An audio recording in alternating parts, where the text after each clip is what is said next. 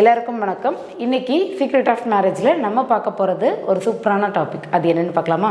வரன் பார்க்குறப்போ பிடிக்காது, பட் அதுதான் செட் ஆகும். நமக்கு அது செட் ஆகாது அப்படின்னு நினைப்போம், ஆனால் அதுதான் ஃபைனலாக செட் ஆகும். என்ன கன்ஃபியூஸாக இருக்குன்னு பார்க்குறீங்களா? அது அப்படிதாங்க.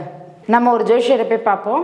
உங்களுக்கு இந்த கட்டத்தில் இந்த ராகு இங்கே இருக்கணும், சுக்கிரன் இங்கே இருக்கணும், செவ்வாய் இங்கே இருக்கணும், அந்த மாதிரி வரனா நீங்கள் பாருங்கள், உங்களுக்கு இந்த நட்சத்திரம்லாம் பொருந்தும், அந்த மாதிரி உள்ள வரனா நீங்கள் பாருங்கள் அப்படின்னு சொல்லிட்டு நம்மளுக்கு ஒரு ஜோஷியர் சொல்லியிருப்பாரு.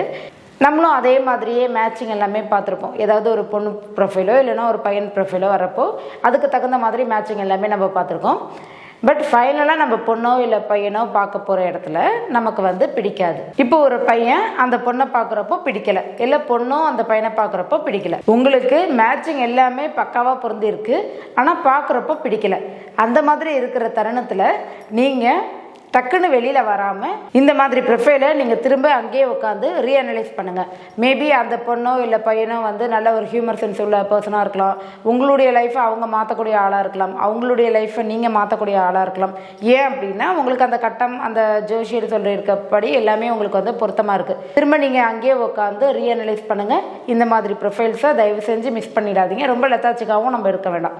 நமக்கு கரெக்டாக இருக்கா இல்லையா, நம்ம நிறைய மனக்கோட்டை கட்டியிருப்போம், அது எல்லாத்தையுமே அழைச்சிட்டு உங்களுக்கு ஜோஷியர் சொன்ன மாதிரி எல்லாமே அமைஞ்சிருக்கு.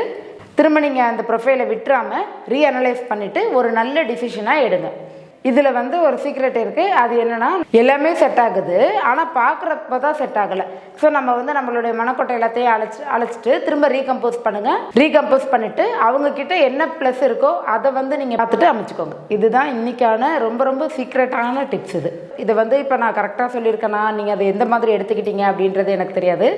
பட் நான் ஃபைனலாக ஒரு விஷயம் சொல்ல வந்தது என்ன அப்படின்னா, நமக்கு பார்க்குறப்ப பிடிக்காது, பட் அதுதான் ஃபைனலாக நமக்கு செட் ஆகும். நல்ல விஷயம், கொஞ்சம் கசக்கிற மாதிரி தான் இருக்கும். பட் அதை நம்ம டாலரேட் பண்ணி வந்துட்டோம் அப்படின்னா ஃப்யூச்சரில் நீங்கள் யோசிச்சு பார்ப்பீங்க, நமக்கு கரெக்டானதான் அமைஞ்சிருக்கு அப்படின்ட்டு யோசிச்சு பார்ப்பீங்க. நன்றி, வணக்கம்.